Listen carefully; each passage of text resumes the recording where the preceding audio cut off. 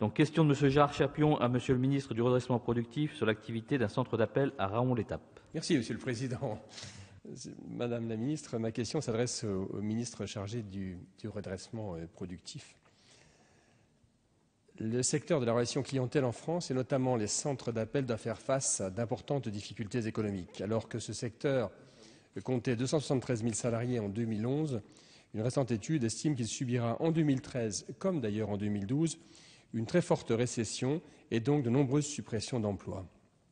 Cette situation est due à deux raisons principales. En premier lieu, au coût horaire qui, s'il est de 15 € dans les pays du Maghreb, est de 24 € en Allemagne, de 28 € en France. Et pour cette raison, on constate évidemment de nombreuses délocalisations offshore dont les exemples ne manquent pas. En second lieu, la marge des opérateurs de ce secteur est très faible puisqu'elle est de 5 % du taux brut en moyenne et ne permet pas ou peu d'investir en France. Les acteurs de ce secteur s'adaptent à ces nouvelles conditions. Lorsqu'ils ne délocalisent pas leurs services, ils développent de nouvelles technologies qui ont pour conséquence une baisse aussi des intentions d'embauche. Afin de sauver les emplois liés à ce secteur, il convient de favoriser les conditions de relocalisation en France et mettre en place un plan de diversification et de développement du secteur des centres d'appel.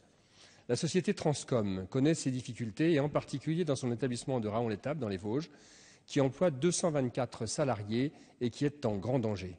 En effet, les principaux clients de Transcom risquent de se retirer lors de l'échéance de leur contrat fin juillet. Alors que l'entreprise a été mise en redressement judiciaire avec période d'observation jusqu'au 29 mai 2013, la société mère, Transcom Worldwide, a décidé de ne plus soutenir Transcom France à compter du 1er mars 2013. Il semble aujourd'hui que cette échéance pourrait être reportée au 31 mars. La situation est très critique et les 224 salariés ont besoin d'une solution rapide, le tribunal de commerce devant se prononcer le 7 mars. Elle pourrait se retraduire par une relocalisation des donneurs d'ordre dans lesquels l'État a une participation financière vers les centres d'appel du territoire national. Dans le même temps, les salariés concernés doivent être accompagnés et je sollicite dès maintenant la mise en place d'une cellule d'appui à la sécurisation des parcours professionnels par Léa Direct. Madame la ministre, tout en sachant que les services du ministère du redressement productif et ceux du ministère du Travail reçoivent une délégation dans les heures ou les jours qui viennent, je crois que c'est aujourd'hui, ma question est double. Quelles mesures le gouvernement entend-il prendre pour aider le secteur des opérateurs de centres d'appel et quelles mesures concrètes le gouvernement entend-il mettre en œuvre en urgence pour sauver l'entreprise et les centaines d'emplois de Transcom France, en particulier les 224 salariés de Raon-l'Étape qui sont dans un bassin d'emploi qui est déjà très en difficulté, où le chômage est supérieur à la moyenne nationale. Madame la ministre.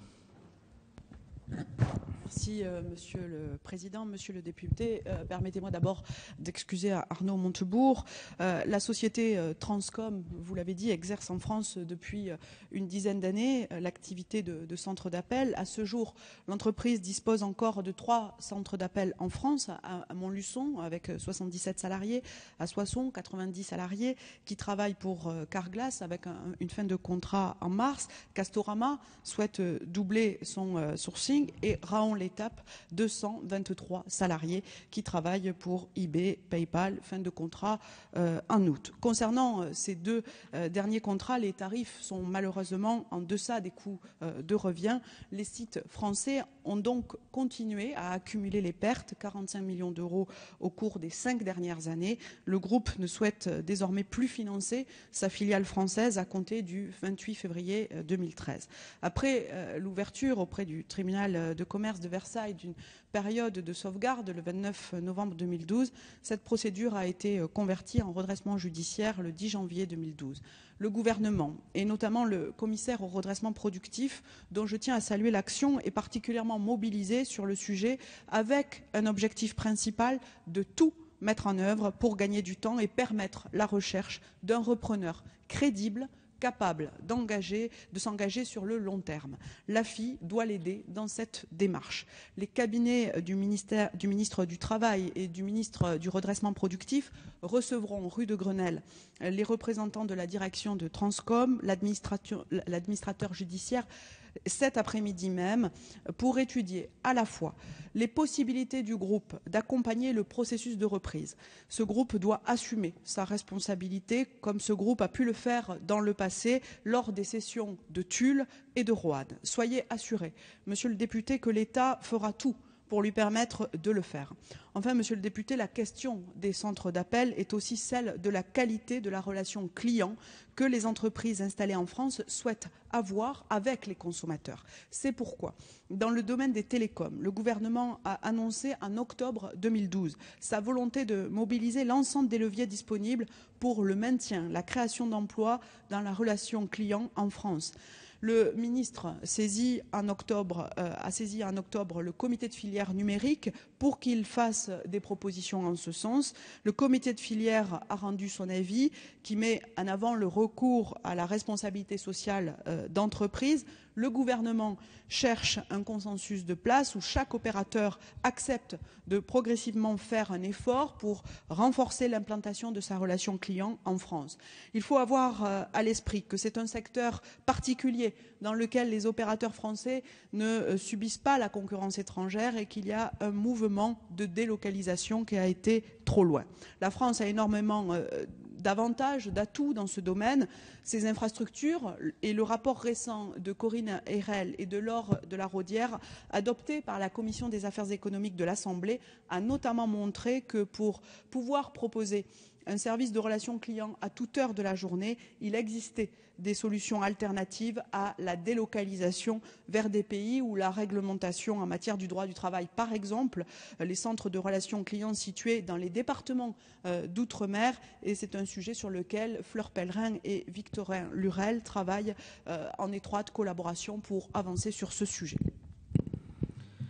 Merci Madame la Ministre. Monsieur Cherpion. Madame la Ministre, je vous remercie pour cette réponse qui, sur une part, me satisfait, puisque sur la part de l'avenir, en fait, et sa réflexion qui, sur les centres d'appel en France, on peut considérer qu'effectivement un certain nombre de choses sont en cours. Par contre, je vous avoue, je suis un peu déçu sur la partie directement liée à Transcom France et en particulier à Transcom Raon-l'Étape, dans la mesure où les choses s'accélèrent et le tribunal peut prendre une décision le 7 mars de liquidation. Donc j'appuie, je sollicite à nouveau le fait qu'il y ait d'abord une cellule d'accompagnement au niveau de la conversion des personnels, d'une part, et puis que d'autre part, on essaye effectivement peut-être de trouver, pendant cette période où PayPal et eBay vont effectivement achever et terminer leur contrat, des donneurs d'ordre qui sont des entreprises publiques françaises qui pourraient venir se substituer. J'ajoute que PayPal et eBay ont fait un effort en matière de tarification pour la période restant à courir sur la fin de leur contrat et se sont à peu près mis équilibrés avec les prix français. Merci Monsieur Cherpion.